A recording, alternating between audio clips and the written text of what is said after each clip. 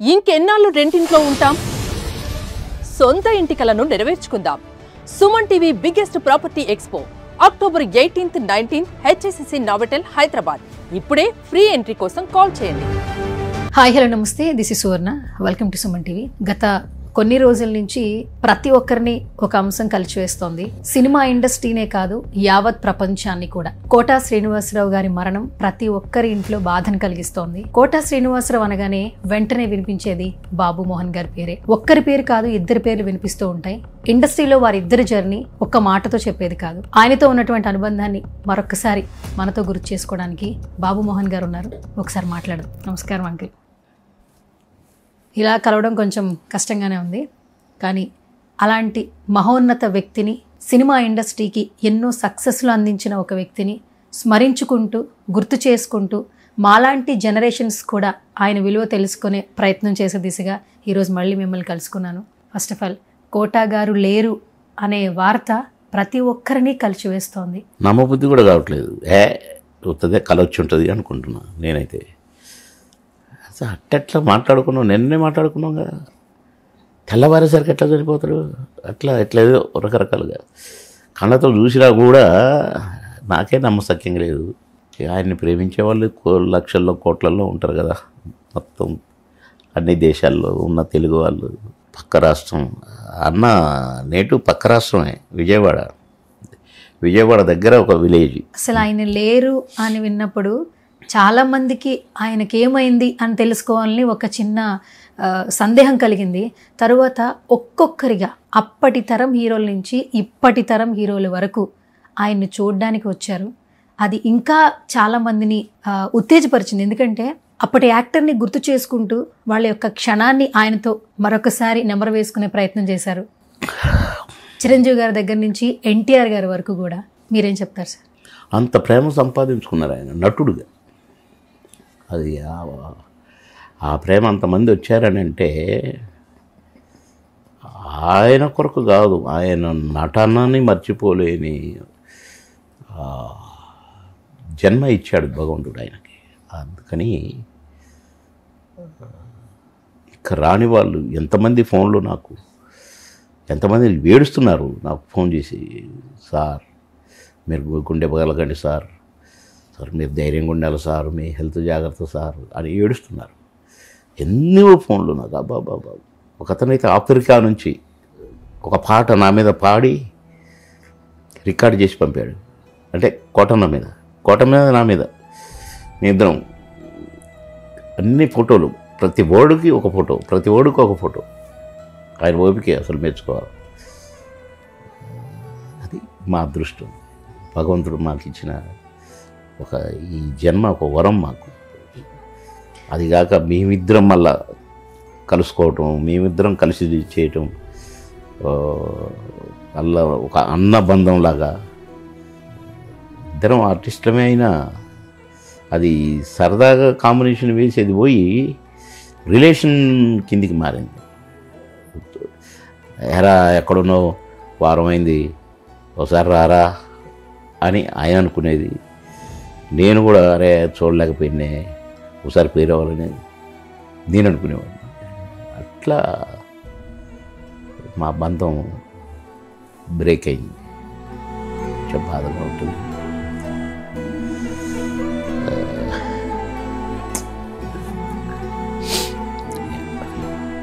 Quota Srinivasarao అనగానే వెంటనే బాబు మోహన్ అంటుంటారు కదా. ఇండస్ట్రీలో కావచ్చు, బయట కావచ్చు, కుటుంబంలో కావచ్చు. ఒక తల్లి కుటుంబంలో కూడా అందరూ అంటుంటారు, ఒక తల్లికి పుట్టిన బిడ్డలే ఈ రోజుల్లో కలిసి ఉంటున్నారో లేదో గ్యారంటీ లేదు. మనం చూస్తున్నాం చాలా బంధాలని, బంధుత్వాలని. అలాంటిది సో ఒక తల్లి కడుపున పుట్టకపోయినా కూడా 40 సంవత్సరాలకు పైగా జర్నీ ఉండింది. ఎన్నో సినిమాలు కలిసి చేశారు. ఒక్కసారిగా అలాంటి వ్యక్తి లేడు, అతని మాట వినలేను, అతన్ని రేపటి నుంచి నేను చూడలేను, కలవలేను అన్నప్పుడు మనసు చలించిపోతుంది. చాలా చాలా ఆగట్లా దుఃఖం. ఇప్పుడు కంట్రోల్ చేస్తున్నాం. కన్నీళ్ళు రాకుండా కంట్రోల్ చేస్తున్నా.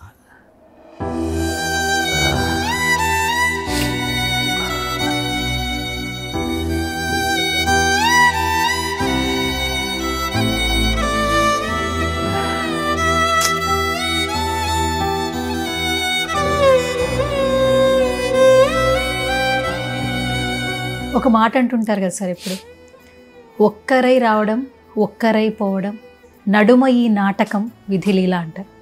అంతే మరి, నాటకమే. నిన్న నాతో మాట్లాడి నిన్న సాయంత్రం అనుకోండి చీకటి అయింది, తెల్లవారేసరికి లేడుగా, నాటకం కాదు మరి. కానీ పాపం అన్న, నేను ఆయన కాలుకు దెబ్బ తగిలిన తర్వాత బాత్రూంలో పడిపోయి కొంచెం ఈ కాలుకు నొప్పి ఉండే, ఆ నొప్పి ఉన్న కాలుకే మళ్ళీ దెబ్బ తగలటం, పడిపోవటం. ఆయన ఎట్లా బేరు చేసిండో, నడవలేడు, కూర్చోలేడు, నిలబడలేడు. ఎవరైనా పట్టుకుంటేనే అది కూడా మొత్తం బరువు మోసి పట్టుకోవాలి ఆయన. ఇట్లా పట్టుకొని లేపి నిలబెడితే ఇట్లా నిలబడతాడు. నడిపించడం, ఫోర్స్ఫుల్గా నడిపించడం. అట్లా 2 సంవత్సరాలు 3 సంవత్సరాల నుంచి తమాషానా. కానీ నాకు అనిపించిందండి, పుట్టడం చచ్చటం మామూలే, అది దేవుడు పుట్టిస్తాడు. ఆ టైం ప్రకారంగా ఎప్పుడు అంటే స్విచ్ ఆఫ్ అంటాడు, చలో ఆ స్విచ్ ఆఫ్ అన్నప్పుడు ఎట్టున్నాడు అట్లా చనిపోవడమే. కానీ కాటన్ అని మాత్రం అంత ఇబ్బందులు జరిగినా, ఆయన అనారోగ్యంగా పాపం ఆ కాళ్ళ నొప్పులతో దాంతో ఉన్నా ఇంకా కొన్ని రోజులైతే, ఇప్పుడు కొందరు మంచాలలోనే పాసుకెళ్ళటం, ఇవన్నీ చాకరీ చేయించుకొని కన్న కొడుకులు కూతురులే అసహించుకుంటేట్టుగా, ఏ అమ్మ ఇంకెప్పుడు పోతాడు రాయుడు అని ఆ స్టేజ్ ఇయ్యలేదు దేవుడు. కొన్ని రోజులు బాధపడ్డాడు, పడుకున్నాడు, వెళ్ళిపోయింది. ఇబ్బంది పడలే, హాస్పిటల్లో పడుకొని ఎక్కించుకొని చాకరీ చేయించుకొని. కనుక ఈ విషయంలో మళ్ళీ భగవంతుడికి ధన్యవాదాలు. పాపం అన్నని ఆ గోస, ఆ స్ట్రగులు, పాపం ఇబ్బంది పడినేలే దేవుడు పెట్టాడు ఉన్నప్పుడు. కానీ ఎవరు అసహించుకునేలాగా కానీ ఇంటిల్లిపాది ఆ దశ ఎవరికి రాకూడదండి. కొడుకులు కూతుర్లతో చాకరీ చేయించుకొని, అసహించుకొని, చేదరించుకొని, ఆ రోజు మాత్రం నేనైతే భగవంతుని కోరుకుంటాను, నాకు అలాంటి రోజు దేవుడా వద్దే వద్దు. కోటం నెట్టయితే పడుకుని టక్కున చెలవు అన్నాడు. అలాగే అలాంటి చావు నాకు ఇవ్వాలని కోరుకుంటున్నాను. కాటన్ నన్ను అడుగుతా, దేవునికి చెప్పు నీలాగనే నన్ను కూడా తీసుకోమని.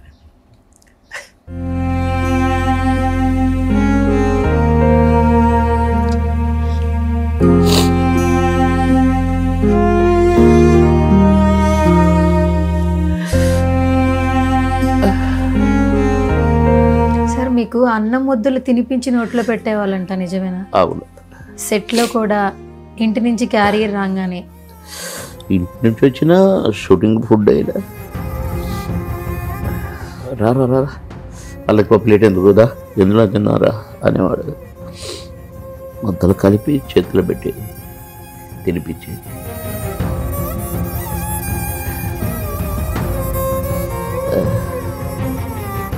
మీ ఇద్దరికి చాలా కోయిన్సిడెంట్స్ ఉన్నాయి సార్. ఇద్దరు కొడుకుల్ని పోగొట్టుకున్నారు. అవును. ఇద్దరు ఇప్పటికీ ఒక మార్క్ సెట్ చేశారు సినిమా ఇండస్ట్రీలో. ఎక్కడికి వెళ్ళినా కూడా నవ్వుతూ ఉంటారు. ఏ షోకి వెళ్ళినా కూడా బాధలను మర్చిపోయి ఒకళ్ళని కమెంట్ చేసుకుంటూ, రెస్పెక్ట్ చేసుకుంటూ నవ్విస్తారు. అంటే ఒక మనిషి పుట్టినప్పటి నుంచి చచ్చే వరకు నవ్వించడం అనేది నార్మల్ విషయం కాదు. భగవంతుడు ఇచ్చిందండి, నా సొంతం కాదు. నేను ఎప్పుడు చెప్తుంటాను, భగవంతుడు ఈ జన్మ, ఆ కళ మా సొంతం కానే కాదు. మేము అక్కడ ట్రైనింగ్ క్లబ్ పోయలేదు, లేక నేను నేర్చుకోలేదు, ఏం చేసినామో తెలియదు. ఏం చేసినామో తెలియదు. మేము ప్రయత్నాలు కూడా చేసుకుని కాలే. దగ్గర షూటింగ్ జరుగుతుంటే నేను ఉద్యోగం చేస్తూ, ఏంటంటే అక్కడ చాలామంది ఉన్నారు అంటే ఆ షూటింగ్ జరుగుతుంది సార్. అరే అట్లా నేను ఎప్పుడు షూటింగ్ చూడలేదు, ఒకసారి చూద్దాం అనిపోయినా. Annapurna studio 7 acres. అంత చుట్టూ జనం ఉన్నారు. పక్కన ఒక దగ్గర రాయింది, ఆ రాయి ఎక్కి నిల్చుంటే నాకు కనపడదు షూటింగ్. దాని మీద నిల్చొని చూస్తుంటే డైరెక్టర్ గారు తిడుతున్నాడు ఒక ఆర్టిస్ట్, 12 టేకులు అయినాయి, బుద్ధి ఉందా నీకు, నేను ఎవడు రమ్మన్నాడు యాక్టింగ్కి, ముఖం చూడు, ఎవడయా విని తెచ్చింది ఇది అని తిడుతూ ఉన్నాడు డైరెక్టర్. కోపం వచ్చి ఎవరన్నా మీలో ఈ డైలాగ్ చెప్తారా అని అంటే నేను చేయెత్తినాడు. మీరు ఆ రాయి మీద నిలబడ్డా కదా. ఓకే, అదే సినిమా షూటింగ్ గుర్తుందా? అగ్గిరాముడా ఇది ఉంటుందండి, అది okay, Balakrishna hero. Balakrishna hero. Okay, అగ్గి నిప్ప ఏదో ఉంది, బాలకృష్ణ గారి సినిమా. బాలకృష్ణ గారు హీరో, కోదండరామరెడ్డి గారు డైరెక్టర్. నేను ఇట్లా రా చెప్పు డైలాగ్ చెప్పిన, అరే భలే చెప్పినావు, నీకట్ట వచ్చు ఈ డైలాగ్ అంటే, ఆయన టేక్ మీద టేక్ జరుగుతుంది కదా సార్, నాకు బైహెడ్ అయిపోయింది అన్న. అరే వండర్ఫుల్, చేస్తావా మరి క్యారెక్టర్? చేస్తా. వాడి బట్టలు ఇప్పండి, ఈయనకేంటి డ్రెస్ తీసి ఇప్పి నాకు వేసారు, ఆ యాక్షన్ చెప్పేసాను, ఒకటే టేక్, ఓకే అంతే. గాడు నేను సినిమా యాక్టర్ అయిపోయినాగా, అయిపోయింది. నెక్స్ట్ సినిమాలో ఎట్లా ఆఫర్లు వచ్చింది? ఈడ బాగా చేశాడు అని ఎట్లా తెలిసిందో తెలిసి నన్ను పిలిపించుకున్నారు. కోట శ్రీనివాసరావు గారు, వేరే వేరే డైరెక్టర్లు. ఓకే, ప్రతాపాడు ప్రొడక్షన్స్ వాళ్ళ మేనేజర్ ఉండే ఇక్కడ, షూటింగ్ చూసి పలానోడు భలే చేసిండు సార్ అని చెప్పిండట. సరే మొత్తానికి పోతే రాజశేఖర్ హీరో, నేను డైలాగులు చెప్తుంటే క్లాప్స్ కొడుతుంటే ఎవరు క్లాప్స్ కొడుతున్నారు, నేను ఏడున్నా కదా అనుకుంటాడు ఆయన. నేను లేకుండా క్లాప్స్ కొట్టడం ఏంటి, అందరూ కొత్త వాళ్ళే కదా అనుకుంటాడు. చూస్తే నేను ఆయన కూడా సపోర్ట్లో కొట్టాడు, భలే చేస్తున్నావు బాబు అని సెకండ్ ఇచ్చాడు. ఈ షూటింగ్ జరుగుతూనే ఉంది, అయిపోయింది. 3వ రోజే ఫోన్ ఆహుతి నుంచి, ఆహుతి సినిమాకు శ్యాంప్రసాద్ రెడ్డి గారు, మళ్ళీ రాజశేఖర్ అక్కడ హీరో, అందరూ super character. Ankusam, that continuation Ankusam 3వ సినిమా. ఓకే, అంకుశం రిలీజ్ అయిన వారం రోజుల్లో 10 సినిమాలు బుక్ అయినాయి. నేను ట్రై చేయలేదు, ఎవరిని నన్ను ఎవరు పిలవలేదు, అవకాశాలు అడగలేదు. మీకు కోట శ్రీనివాసరావు గారికి ఫస్ట్ మూమెంట్ గుర్తుందా? అసలు మీరిద్దరు ఫ్రెండ్స్ కాదు, సెట్ లో కలిసిన మూమెంటే ఫస్ట్. ఏమైనా ఆయన సీనియర్ లాగా? అదే నేను అంకుశంతో సినిమా యాక్టర్ అయ్యాను, అంటే నాకు మంచి ఆఫర్స్ వచ్చినాయి, దంచుతున్నాను. ఫస్ట్ కాంబినేషన్ బొబ్బిలి రాజాలో కోటగారి పక్కన క్యారెక్టర్. నాకు కోటగారు ప్రతిఘటన కానీ అన్ని సినిమాలు చూసినా కదా, నా పెళ్ళి అంటే ఆయన చూసినాం కాబట్టి, అరే కోటగారి పక్కన నటించే అవకాశం వచ్చిందని సంతోషంగా ఉన్నా నేను. కోటగారి కాంబినేషన్ అని చెప్పారు నాకు డైరెక్టర్ గారు.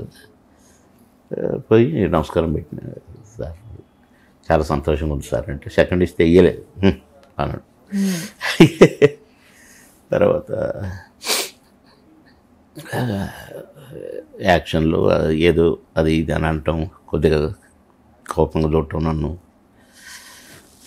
అట్లని.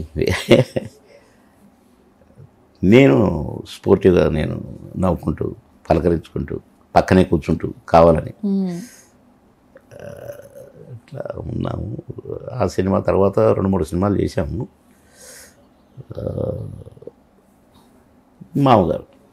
మామగారితో ఇక అసలు బాగా ఫ్రెండ్స్ అయినాం. మాకెక్కడ నువ్వా నేనా అని నటించేటోళ్ళం తప్ప, నన్ను డామినేట్ చేస్తావా అని ఆయన కానీ, నన్ను కొట్టావు తన్నావే అని నేను కానీ, మళ్ళీ లాస్ట్లో ఏంటంటే అరే మనసులో పెట్టుకొని గట్టి కొట్టేవారు ప్లీజ్ రా అని అనేవాడు. అదే అందుకే జాగ్రత్తగా టైమింగ్ చూసుకో అని నేననేది. మళ్ళీ చూసుకుంటాం లేవో అది ఆయన అనేది. నేను కొట్టే ఎప్పుడన్నా కపకన్నా కొంచెం అట్లా తగిలింది అనుకో, చూసావా సరే మిస్టేక్ జరిగింది వద్దురారే అనేవాడు. లేదు చూపిస్తాను నేను అనేది. అట్లా చాలా సందర్భాలండి. మహానుభావుడు. ఇంత ఆత్మీయులు అయిపోయారు కదా, ఇప్పుడు సొంత ఫ్రెండ్స్ అనలేము, అన్నదమ్ములు అనలేము, ఏదో మీ మీ బంధానికి ఒక పేరు పెట్టలేము. ఇంత ఆత్మీయులైనప్పుడు అరే ఇది చేస్తే బాగుంటుందిరా, నువ్వు అది కొనుక్కుంటే బాగుంటుందిరా అని చెప్పుకుంటూ ఉంటారు కదా. అంటే ఈవెన్ ఇన్వెస్ట్మెంట్స్ గురించి కావచ్చు, పర్సనల్ విషయాల గురించి ఉన్నాయి, అవి కూడా ఉన్నాయి. ఏం చెప్తుంటారు ఎక్కువగా మీకు సజెషన్స్ కోట శ్రీనివాసరావు గారు? ఇప్పుడు ఆయన ఉన్న ఇల్లు నేను అడ్వాన్స్ ఇచ్చిన. అది రాజుబాబు గారి తమ్ముడు చిట్టిబాబుది ఆ స్థలం, ఆ ఇల్లు. చిట్టిబాబు ఇక్కడ అమ్ముకొని కుక్కడపల్లిలో వాళ్ళ అక్క వాళ్ళు నేను ఉంటారు, అక్కడ కొనుక్కున్నాడు ఒక ఇల్లు. ఇది అమ్మేసిపోయిండు.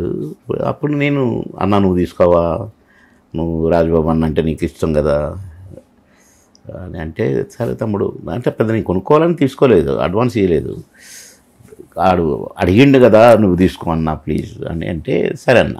ఆ మరుసటి రోజు కాదు 5 రోజుల తర్వాత, ఎరా ఏంటి అదేదో ఇల్లుకు అడ్వాన్స్ ఇచ్చినప్పుడు ఇల్లు కొంటున్నావు నువ్వు అన్నాడు. ఆయన ఎప్పుడు అంతే సెటైర్లు వేస్తాడు. అవును అనుకుంటారేమో, అట్లా ఏమి ఉండదు. అయితే అవునన్నా మాకు ఇవ్వచ్చు కదా, నువ్వే కొంటావా అన్నాడు. తీసుకో అన్న.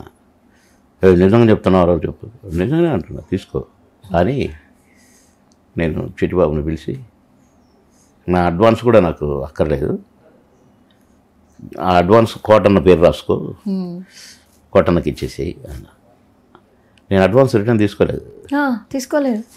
అంటే నేను కోటన్న ఇల్లు కొనడానికి నేను అడ్వాన్స్ ఇచ్చినట్టు లెక్క.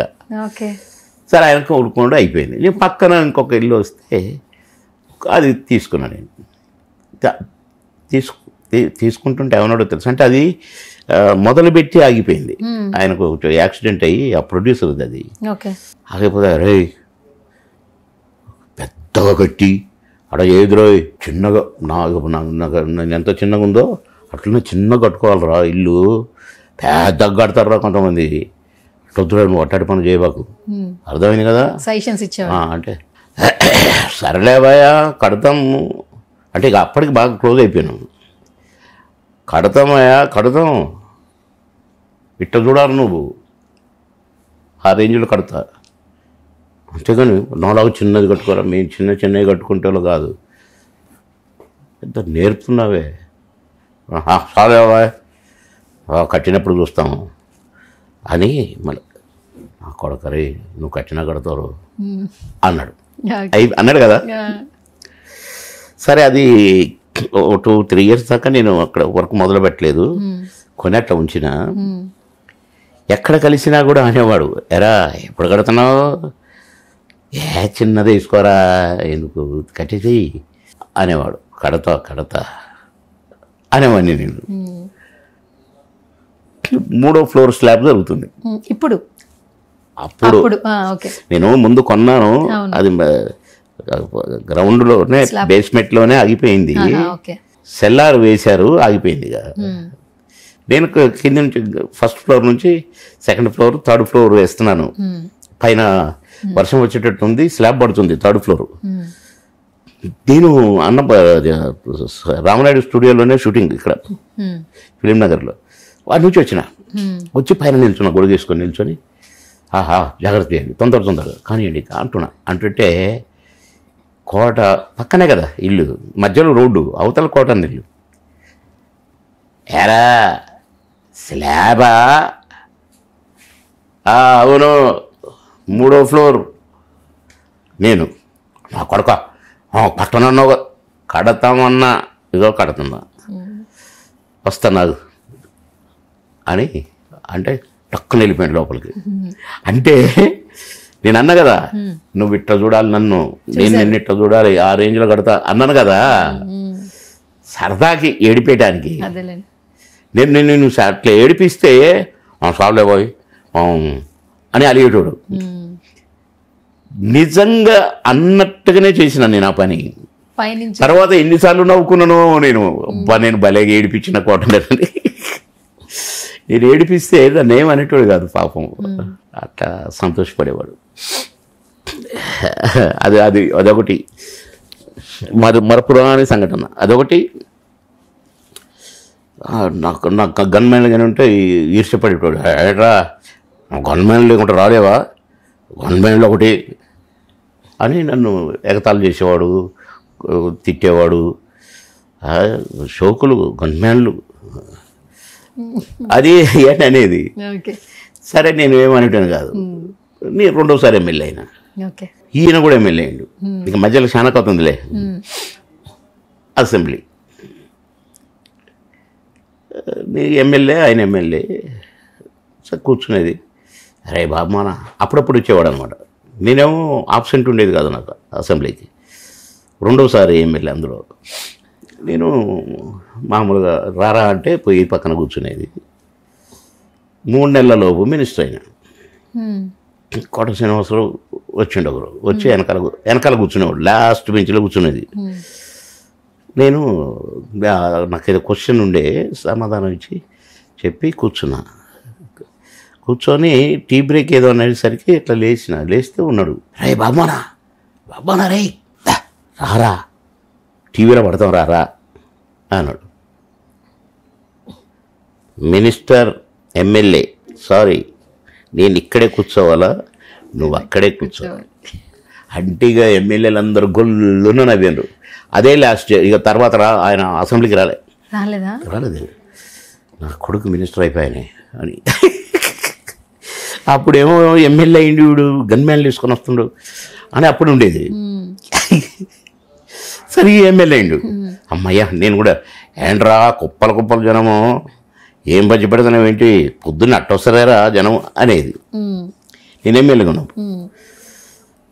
మంత్రి అయినా సరే, నేను మంత్రి అయినా ఇంకా జనం ఎక్కువయ్యారు. బస్సులు వేసుకొని రావటం, కార్లు. ఏనాడు నేను ఒక 2-3 మనుషులను కూడా ఆయన ఇంటి ముందు చూడలే. నేను నా ఇంటి ముందేమో జాతర ఉండేది, అది కూడా కోపం వచ్చేది. నా ఎవడు రావట్లేదు బాధ్యత నైట్ ఎట్లా వస్తారు బెజవాడ నుంచి, ఈయన ఏం చేసి పెడతాడని ఊరు కాన్స్టిట్యున్సీ పోడు. ఇవన్నీ ఇక గమ్మత్తుగా మేము నవ్వుకునేటోళ్ళం. అట్లా అన్నీ చాలా ఉన్నాయి చెప్తే. అయ్యో మేము కలిసినవంటే ఏదో ఒకటి ఒక కథ చెప్పుకునే కథ తయారయ్యేది. ఎక్కువ టీజ్ చేస్తారా మిమ్మల్ని? ఎక్కువ టీజ్ చేస్తుంటారా? బాగా టీజింగ్ ఎక్కువ. టీజింగ్ అంటే సరదాగే ఆయన ఏదంటాడో దానికి వెంటనే కౌంటర్ ఇచ్చేవాడిని నేను. నా కొడుకు రెడీగా పెట్టుకుంటావురా నువ్వు అనేది కౌంటర్. మిమ్మల్ని ఏమని పిలిచేవాళ్ళు బాబు మోహన్ గారు? బామ్మానా అని పిలిచేవారు. రే బామ్మానా. ఆయన ఏమి ఇష్టంగా తింటారు? అన్ని పచ్చళ్ళు బాగా ఇష్టం అంటగా. బాగా భోజన ప్రియుడు. క్వశ్చన్ బాగా తింటారు. 10 పచ్చళ్ళు తిన్నాడు ఒకరోజు లంచ్లో. మంచి భోజన ప్రియుడు, బాగా తింటాడు, బాగా చాకరీ చేస్తాడు. గ్రేట్ మనిషి. మీకు ఆయనకి ఎంత ఏజ్ డిఫరెన్స్ ఉంటుంది బాబు మోహన్ గారు? ఉంటుంది 7-8 సంవత్సరాలు. 8 ఏళ్ళు ఉంటుంది. 10 ఏళ్ళ దాకా ఉంటుంది. 10 years దాకా ఉంటుంది. నేను 19 పెట్టినా కానీ సినిమా యాక్టర్ అయింది. అవును. సో ఇప్పుడు కలిసినప్పుడల్లా బాగా మాట్లాడుకుంటారంటారు కదా, ఎప్పుడైనా బాధల్ని ఒకరికొకరు చెప్పుకుని ఇంకా మనం ఈయనకి తప్పితే ఇంకెవరికి చెప్పుకోలేమన్న సిచ్యువేషన్ అయినా జరిగిన మీ ఇద్దరి మధ్యన? అలా ఆయన ఏమైనా బాధలు చెప్పుకున్నారు మీతో? మాకు అసలు ఆ టైం ఏడు ఉండేది, బాధపడేది చెప్పుకునే టైం కూడా ఉండేది కాదు. సినిమాలు ఎక్కువ ఉండేవి. రోజుకు 6 షిఫ్ట్లు పనిచేసేది మేము. 6 షూటింగ్లు పర్ డే. ఎన్ని గంటలు పని చేసేవాళ్ళు? 24 గంటల్లో 24 hours. మరి ఎక్కడ పడుకుంటారు? కుర్చీలో, షార్ట్ గ్యాప్లో. సార్ రెడీ సార్, క్లాతీ రెడీ, డైలాగ్ రెడీ, రావాయ్ రా వెళ్దాం, ఓకే రెడీ టేక్ రిహార్సల్ లేదా అన్నా కదా ఇక్కడ. రావాయ్ రా అదేనా డైలాగ్, అదే కదా. ఓకే సరే రైట్ రెడీ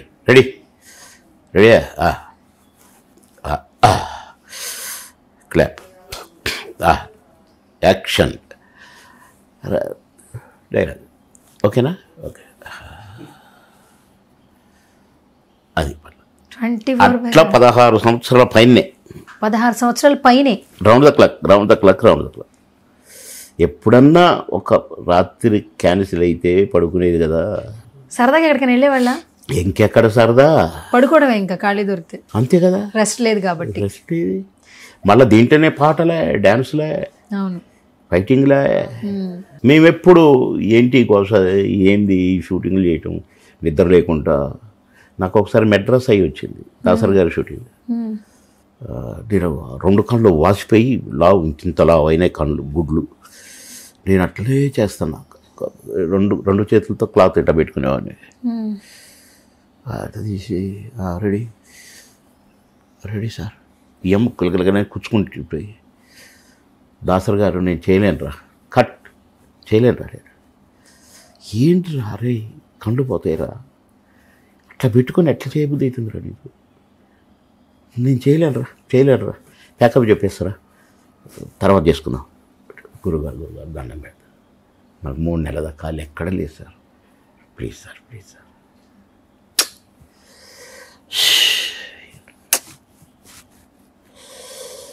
రాజేంద్ర ప్రసాద్ గారు పాపం రిక్వెస్ట్ చేశాడు, మామయ్య వాడు పాపం బిజీగా ఉన్నాడు, పోనీలే నేను చేస్తా. అట్లా చేసినప్పుడు కూడా హాస్పిటల్కి పోదాం, కంట్లో మంది వేసుకుందాం అనుకోలేదు నేను. ఆ తెల్లారి తెప్పించారు కళ్ళల్లో వేసుకునే డ్రాప్స్ అయ్యి. అట్లా మా శరీరాన్ని, మాది శరీరం మాది కాదనుకునే వాళ్ళమే తప్ప ఏ ప్రొడ్యూసర్కి ఇబ్బంది కలిగించాలా, ఎవరు షూటింగ్ ఎగ్గొట్టాలా. 6 షిఫ్ట్లు పనిచేసినా ఏ షిఫ్ట్కి కూడా 5 నిమిషాలు లేటుగా పోలే. మళ్ళీ టైం అంటే టైమే. కొన్ని లంచ్ బ్రేకులు అమ్మినవా అనేవాళ్ళు. అమ్మినవా అంటే అమ్మటం, లంచ్ బ్రేక్ కూడా ప్రొడ్యూసర్కి ఇవ్వడం. అమ్మటం అంటే మరి 1 to 2 1 to 2 కూడా అమ్మేది మేము. 1 to 2 అమ్మితే ఒక సినిమా అయిపోయేది. 3 రోజులు లేక 2 రోజులు, 3 సీన్లు, 4 సీన్లు, 5 సీన్లు టప కొట్టి పారేసి వచ్చేది, మళ్ళీ ఉండేది కాదు. ఇప్పట్లో యాక్టర్స్ మీరు చూడండి, క్యారివాన్స్, వాళ్ళకి సర్వీస్ బాయ్స్, ఫెసిలిటీస్ ఎక్కువ ఉన్నాయి. అప్పట్లో అసలు మీరు ఎక్కడ కూర్చునేవాళ్ళు, మీకు ఎవరు సహాయం చేసేవాళ్ళు? ఏదైనా ఉంటే ఓకే, లేకుంటే రాయి ఉంటే రాయి, ఏది ఉంటే అది అక్కడ కూర్చునేది. మేము సుఖాన్ని కోరుకోలేదు, కష్టపడటమే తెలుసుకున్నాం మేము. ఇప్పుడు వచ్చేటోళ్ళు అన్ని కంఫర్ట్స్ చూసుకొని వస్తున్నారు. సరే అది వాళ్ళ అదృష్టం, ఇది మా అదృష్టం. కానీ మేము ఏ కంఫర్ట్ లేకున్నా ఎంజాయ్ చేసినాం. నేను మీకు ఒక వీడియో చూపిస్తాను చివరిగా. ఆ వీడియో చూస్తున్నప్పుడు మీకు ఏమనిపించిందో చెప్పండి.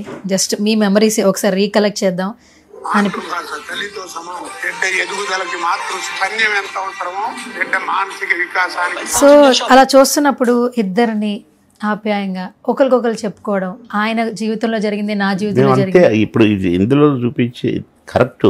అదొక సభ, ఒక మీటింగ్లో మేము ఆయన సినిమా యాక్టర్ను, నేనేదో సినిమా యాక్టర్ను, నేను మాజీ మంత్రిను, అట్లా ఏమి లేదు. ఆడుకోవటం అంతే, సెటర్లు వేసుకోవటం. ఆయన మాత్రం సెటర్ లేకుండా మాత్రం వదలడు. దానికి వెంటనే కౌంటర్ నేను ఇచ్చేవాడిని, ఇక అంతే. అట్లే ఆడుకునేది మేము. ఓకే. చివరిగా ఎప్పుడు మాట్లాడారు మీరు ఆయనతో? ఎప్పుడు కలిశారు? చనిపోయిన రోజు ముందు రోజు వెళ్ళి కలిసారా? ఫోన్ చేసిన, మాట్లాడారు. ఆ సందర్భంలో ఫోన్ చేసిన, మాట్లాడినా. అన్నా నేను షార్ట్కి వెళ్తానా, మళ్ళీ మాట్లాడతాను నేను అన్నా. సరే అన్నాడు. నేను 4 o'clock అప్పుడు ఫోన్ చేశాను. మళ్ళీ 6 o'clock అప్పుడు ఫోన్ చేస్తే పడుకొని ఉన్నాడు. అంటే అన్న లేచినాక చెప్పండి, నేను రేపు వస్తలే అని పెట్టేసిన. వాళ్ళ పెద్ద అమ్మాయి ఎత్తింది, బాబాయ్ అంటది, ఎత్తింది. నైట్ అయింది, పడుకున్నాం. పొద్దున లేవలేదు. 5 గంటలకే ఫోను మన టీవీ వాళ్ళు, తెలియదా కోటగారు ఇలా అయిపోయారు, ఫోన్ ఎన్నిలోకి వస్తారంటే వస్తానని 2 మాటలు. ఇక పోతూనే ఉన్నాయి నీళ్ళు, గబా తయారై ఊరికి వచ్చి. ఆ విజువల్స్లో మీరు బ్రహ్మానందం గారు ఎక్కి వేడుస్తున్న అవి చూస్తున్నప్పుడు ప్రతి ఒక్కరిని, ఏ జనరేషన్ ఉన్న వాళ్ళైనా కలిసివేస్తుంది. కోట గారి గురించి తెలుసుకునే ప్రయత్నం చేశారు చాలామంది. ఇంతమంది వ్యక్తులు వస్తున్నారేంటి, ఇంతమంది బాధపడుతున్నారేంటి అని చెప్పి ఆలోచన చేసే సిచ్యువేషన్ చూసాం. బ్రహ్మానందం గారు అయితే అసలు ఆల్మోస్ట్ మంచి నటుడుగా పేరు తెచ్చుకున్నారు కదా. మంచి నటుడు పాయనే అన్న ఆప్యాయతతో వచ్చారు. అందరు ఎవరు చుట్టాలు గారు, క్లాస్మేట్స్ గారు, పక్కింటోళ్ళు గారు కానీ అరే మన కోట, అరే మంచి నటుడు చిరంజీవి గారు కూడా నన్ను ఇట్టు పట్టుకొని ఏం చేశారు, ఎలాంటి జంట మీది అని చాలా గొప్పగా. మొన్న కూడా మీ సినిమా ఉప్పు కప్పు రంగు ప్రివ్యూలో వచ్చారు, చాలా యాక్టివ్గా ఉన్నారు. చాలా రోజుల తర్వాత మిమ్మల్ని ఇలా బయట చూస్తున్నప్పుడు ఆడియన్స్ అందరూ కూడా చాలా హ్యాపీ ఫీల్ అయ్యారు. కానీ ఒక వీడియో ఐ థింక్ సో సిస్టర్తో వస్తే అది వేరేలాగా థంబ్నెయిల్ పెట్టారు. కాదండి, నేను ప్రివ్యూ షోలకు కూడా సరిగా వెళ్ళేటోని కాదు. సరే మా అక్క వస్తానంటే తీసుకొని అక్కను వాళ్ళ బాబు సరే వెళ్ళినాము. వాడు కూడా ప్రివ్యూకి వచ్చాడుగా, తను చూశాడుగా, సినిమాలో నేను ఉన్నానని తెలుసు వాడికి. వాడు ఏదో మాట ఏదో మాట్లాడాడు, ప్లీజ్ శబ్దం కాకూడదండి. వాడు రాస్తాడు, భార్యతో వచ్చిందంట నేను సినిమాకి, ఒకప్పుడే నటుండంట నేను. ఆ సినిమాలో చూడేవాడు కళ్ళు దుబ్బినాయా చెప్పండి. మా సొంత అక్కని పట్టుకొని భార్య అని రాస్తాడు వాడు. తెలియకపోతే తెలుసుకోవచ్చు, ఎవరైనా అడగవచ్చు, పోనీ మమ్మల్ని అడగవచ్చు. కానీ వాడు ఇష్టం వచ్చినట్టుగా వరుసలు రాసి మళ్ళీ దాన్ని ఒకప్పటి నటున్నట్టు నేను. ఇప్పుడు నేను నా సినిమాలు 10 సినిమాలు నేను షూటింగ్లో చేస్తుంటే అయినా నేను మొన్నటిదాకా నేను ఒక టీవీ సీరియల్ చేసిన, 2-3 టీవీ సీరియల్ చేసిన. మంచి రోల్ చేశారు, క్యారెక్టర్ బ్రహ్మాండమైన క్యారెక్టరు. వాడి కళ్ళు దుబ్బినాయా? ఒకప్పటి కాదు, ఈ జన్మంతా నన్ను సినీ నటుడే అంటారు. ఒకప్పటి నటుడు మళ్ళీ సొంత అక్కని పట్టుకొని వాడే ఊహించుకొని భార్య అని రాయటం దొంగ నా కొడుకు. మీకు ఫోన్స్ కూడా వస్తున్నాయి కదా? ఎన్ని ఫోన్లు అండి బాబోయ్, ఎన్ని ఫోన్లు. వాడెవడో తీపిస్తున్నా, మా వాళ్ళని పెట్టిన వదిలిపెట్టను వాడిని, మనంతూ చూస్తా, మన మీద పోలీస్ కంప్లైంట్ కూడా ఇస్తాను నేను. ఇట్టటి నా కొడుకుల్ని బహిష్కరించాలండి మీరు టీవీ వాళ్ళు. అన్ని టీవీలకు చెడ్డ పేరు కదా, టీవీలోళ్ళు అని అనాలి నేను. కానీ అందరు అనకూడదుగా నేను, కానీ అనాల్సి వస్తుందిగా ఇప్పుడు. కనుక ఒక్కడి వల్ల అందరికీ చెడ్డ పేరు కదా, దాన్ని మళ్ళీ వైరల్ చేయటం, 1000 మందికి పంపటం. వాడు మనిషి అండి, వాడు తినేది అన్నమేనా అసలు? పెండ కదా, పెండే వాడు తినేది. అందుకని అట్ట పెండ తిన్న పని చేసిన వాడిని వదిలిపెట్టనండి. మీరు కూడా కొంచెం ప్లీజ్ అందరికి పంపండి కొద్దిగా. తప్పకుండా. నేను అక్క ఇందాకే ఫోన్ చేసింది మా అక్క.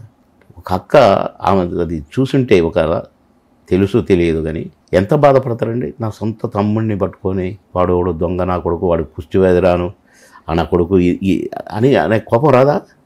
ఎదురుకుంటే తన్నరా చెప్పు తీసుకొని? చాలా బాధాకరం అండి, చాలా బాధాకరం. చివరిగా ఇప్పుడున్న చాలా జనరేషన్స్కి మీ అందరి జర్నీ, మీ లైఫ్ స్టైల్ కావచ్చు, మీ ప్రొఫెషనల్ జర్నీ కావచ్చు, నిజంగా అందరికీ ఇన్స్పిరేషన్. ఎందుకంటే ఈ కాలం జనరేషన్స్లో వెంటనే ఒక చిన్నది అవ్వంగానే సూసైడ్కి వెళ్ళిపోవడం, క్రైమ్ వైపు వెళ్ళిపోవడం, నెగిటివ్ థాట్స్, నెగిటివ్ ఆరా వైపు వెళ్ళిపోవడం, అవన్నీ చూస్తూ ఉన్నాం. కానీ ఇప్పటికీ కూడా మీరు అభ్యుదయ భావాలతో ఉద్యమం నుంచి తర్వాత ఇండస్ట్రీ, తర్వాత పొలిటీషియన్గా, ఒక మంచి వ్యక్తి, ఉద్యోగిగా, గవర్నమెంట్ ఉద్యోగిగా, అలాగే పర్సనల్ లైఫ్లో కొడుకును కోల్పోయినా కూడా వాళ్ళ పిల్లల్ని చూసుకుంటూ వాళ్ళ కోసమే బ్రతుకుతూ ఉన్నారు. లాస్ట్లో ఒక మాట అన్నారు, నేను మాత్రం తీసుకుని మాత్రం అలాంటి సిచ్యువేషన్ నా భగవంతుడు నాకు ఇవ్వద్దు, నేను కూడా కోట అన్నలాగానే ఉండాలి అని అన్నారు. ఆఖరి నిమిషం బాధపడుకుంటూ మంచానబడి సేవలు చేయించుకొని అందరితో తిట్టుబడి వీడు ఇంకెప్పుడు చేస్తాడరా అనేదాకా మాత్రం నన్ను బ్రతకనీయకుడు. మా కోటన్నట్టయితే పడుకొని టప్పున వెళ్ళిపోయాడు. అందరితో మంచిగా ఉంటూ, అందరితో నవ్వుకుంటుంటూ, అట్లా అప్పుడు కూడా జోకులు వేసుకుంటా, సెటైర్లు వేసుడేనా. ఆ ముందు రోజు సెటైర్ వేసుడు ఎరా ఎక్కడా అని.